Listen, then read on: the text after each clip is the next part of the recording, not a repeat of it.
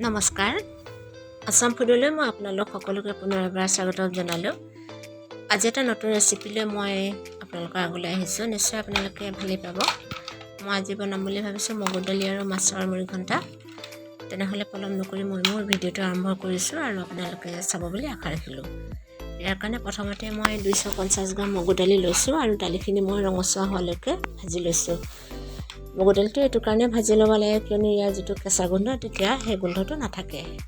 Already মোৰ দালিখিনি হৈ গ'ল আৰু এইখিনি মই 20 মিনিটমানৰ কাৰণে তিয়াই ৰাখিব লাগিব। অন্যহাতে মই এটা কেৰাহী গেছৰ ওপৰত উঠাই ৰাখিছোঁ। অলৰেডি মোৰ কেৰাহীটো গৰম হ'ল, তাতে অলপমান মই মিঠাতেল দি লৈছোঁ। এটা ডাঙৰ চাইজৰ পিঁয়াজ মই সৰু সৰুকৈ কাটি ৰাখিছোঁ। সেই পিঁয়াজখিনি মই এই তেলখিনিতে ভাজি ল'ম। এই পিঁয়াজখিনি মই ব্ৰাউন কালাৰ হোৱালৈকে ভাজিব লাগিব আৰু এইখিনি মই প্ৰথমতে ব্যৱহাৰ নকৰোঁ। মুৰিঘণ্টাটো হোৱাৰ মাজভাগতে মই এইখিনি ব্যৱহাৰ কৰিম। এতিয়া মোৰ পিঁয়াজখিনি ব্ৰাউন কালাৰ হৈ গ'ল। এখন প্লেটত মই এইখিনি উঠাই মই এক্সট্ৰাকৈ ৰাখি থ'ম। আৰু এই তেলখিনি যেতিয়া মোৰ নষ্ট হোৱা নাই, বেয়া হোৱা নাই, পিঁয়াজখিনিহে ভাজিছোঁ, এই তেলখিনিতে মই বাকী যিখিনি মছলা সেইখিনি মই এই তেলখিনিতে তৈয়াৰ কৰি ল'ম। তেলখিনি অলপমান মোৰ কম হ'ব, সেইটো কাৰণে মই এই তেলখিনিৰ লগতে অকণমান আৰু মিঠাতেল দি লৈছোঁ। ইয়াতে মই এতিয়া 2 খিলা তেজপাত মই টুকুৰা কৰি দিছোঁ আৰু কেইটামান জিৰা গুটি মই গোটাকৈ ইয়াতে গোটা জিৰা কেইটামান, লগতে 2টামান ইলাচি আৰু অকণমান কটা পিঁয়াজ ইয়াতে মিলাই লৈছোঁ। আৰু এটা ডাঙৰ চাইজৰ বিলাহী মই কাটি ৰাখিছিলোঁ, সেই বিলাহীখিনি মই ইয়াতে দি লৈছোঁ।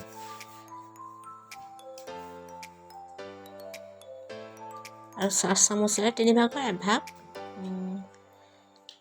ধনিয়া পাউডাৰ আৰু ঠিক তেনেদৰে অকণমান জিৰা পাউডাৰ আৰু ৰেড চিলি পাউডাৰ দিছোঁ মই 4 চামুচেৰে 1 চামুচ। এইটো আপোনালোকে বেছিকৈও দিব পাৰে, মই অকণমান কমকৈ দিছোঁ কিয়নো জ্বলাটো কম খাওঁ, সেইটো কাৰণে। এতিয়া ইয়াতে মই হালধি দি লৈছোঁ আৰু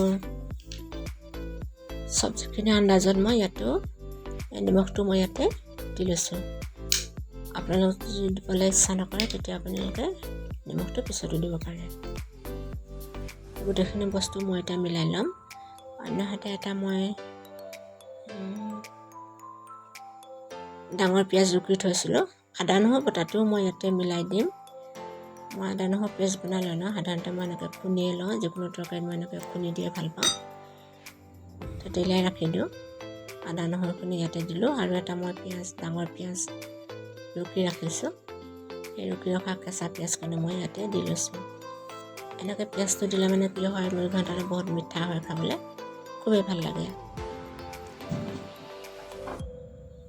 এই গোটাখিনি মছলা এতিয়া মই সিজিবৰ কাৰণে অকণমান ইয়াত পানী দিব লাগিব।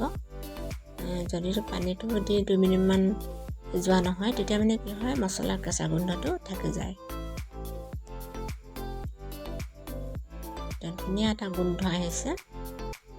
আৰু যিখিনি মই দালি তিয়াই ৰাখিছিলোঁ, সেই দালিখিনি মই টুকি এক্সট্ৰাকৈ ৰাখি দিছোঁ, শুকান কৰি ৰাখিছোঁ, কিয়নো পানীৰ পৰা লগে লগে যদি টুকি মছলাখিনি দি দিয়া হয় তেতিয়া বস্তুটো টেষ্টটোৱে মৰি যাব। সেইটো কাৰণে দালিটো অলপ শুকান হ'ব লাগে, শুকান দালি দিব লাগে মছলাখিনি। এতিয়া মই ইয়াতে দালিখিনিও দি লৈছোঁ। দালিখিনি অকণমান বেছিকৈ দিব লাগে কিয়নো এইটো মুৰিঘণ্টাটো সাধাৰণতে গোটাকৈ খোৱা হয়। পনীয়া যদি হয় অকণমান পাতলা হ'লে ভাল নালাগে, সেইটো কাৰণে দালিটো সদায় বেছিকৈ দিব লাগে।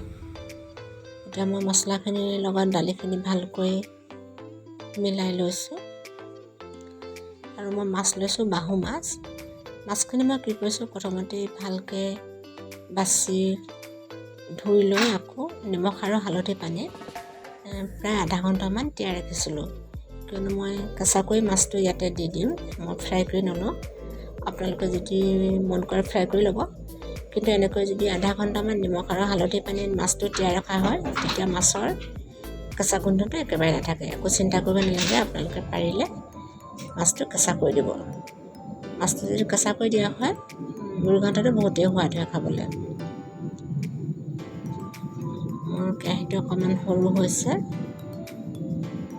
যি দেখিছোঁ কেৰাহীটো মই সলাই ল'ব লাগিব, কিয়নো কিবা বনালে ভালকৈ লৰাব নোৱাৰিলে মানে ভাল নালাগে। আলি বলিকৈ ডাঙৰ পাত্ৰ যদি নহয় লৰাবলৈ অসুবিধা হয়।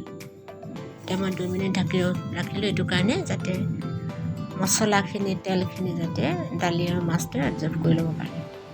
এতিয়া ধুনীয়া হৈছে, শুকান টাইপৰ হৈছে। ইয়াতে মই অলপমান পানী দি দিম। পানীটো মই একেবাৰতে নিদিওঁ, কিয়নো একেবাৰতে দিবলৈ অকণমান দিগদাৰ হয় আন্দাজটো পাবলৈ। যদি বেছি হৈ যায় তেতিয়া দালিটো বেছি সিজিবলৈও ভাল নালাগিব, খুব পনীয়া হৈ গ'লে ভাল নালাগে। সেইটো কাৰণে মই অলপমান কমকৈ পানী দি লৈছোঁ, 50%। ইয়াতে মই এনেকৈ সিজালোঁ। লগতে 3টা কেঁচা জলকীয়াও মই দি ল'লোঁ। কেৰাহীটো মই চেঞ্জ কৰি ল'লোঁ। এতিয়া চাওক অকণমান শুকালে 50% সিজিছে। দালি আৰু মাছটোতো বাৰু সিজিলে। এতিয়া মই ইয়াতে আৰু অলপমান পানী দি দিম, কিন্তু অকণমান সিজিব লাগিব, ভালকৈ সিজা নাই। আপোনালোকে এইটো বেলেগ চব্জিৰ লগতো বনাব পাৰে। নাৰিকল দি এনেকৈ চব্জিৰ লগত মই বনাওঁ কেতিয়াবা, সেইটো খাবলৈ খুবেই ভাল লাগে। আপোনালোকক সেইটো মই যদি সময় সুবিধা পাওঁ দেখাম বাৰু। মই আগতে যিখিনি মই পিঁয়াজ ভাজি ৰাখিছিলোঁ ইয়াতে অকণমান দি ল'লোঁ আৰু অকণমান ৰাখি থৈছোঁ, চাৰ্ভ কৰিব সময়ত দি ল'ম। আৰু মই আজি ধনিয়াটো নাই, সেইটো কাৰণে মান ধনিয়া পাতকৈ কেইটামান টুকুৰা টুকুৰকৈ দি ল'লোঁ। 15 মিনিটমানৰ পিছত মই উদঙাই চালোঁ, প্ৰায় হৈছেগৈ আৰু। তথাপি আৰু অকণমান গোটা হ'ব লাগিব, অকণমান পানীটো কমিবলৈ আৰু দিব লাগিব। আৰু 2 মিনিটমান মই ৰাখি দিছোঁ। এতিয়া চাওঁচোন, চাওক ধুনীয়া হৈছে, গোন্ধটোও বহুত ভাল আহিছে, দেখিবলৈও ভাল লাগিছে, কালাৰটোও ভাল আছে। আপোনালোকে এনেকৈ বনাই খাবচোন, খুবেই ভাল লাগিব। নিজেও খাব, পৰিয়ালৰ সদস্যক খুৱাব আৰু আলহী আহিলেও আপোনালোকে খুৱাব পাৰে। যাকে নোখোৱাক কিয় আপোনালোকক ক'বলৈ নাপাহৰিব যে খুবেই টেষ্টি হৈছে বুলি। মোৰ ভিডিঅ'টো আপোনালোকে কেনেকুৱা পালে জনাবচোন কমেণ্ট কৰি। আপোনালোকৰ এটা কমেণ্টে আৰু এটা লাইকে মোক যথেষ্ট উৎসাহিত কৰে। চাওক বহুতেই ধুনীয়া হৈছে, খাবলৈতো বহুত ভাল হয়। আজিলৈ মোৰ ইমানেই আছিল, ধন্যবাদ।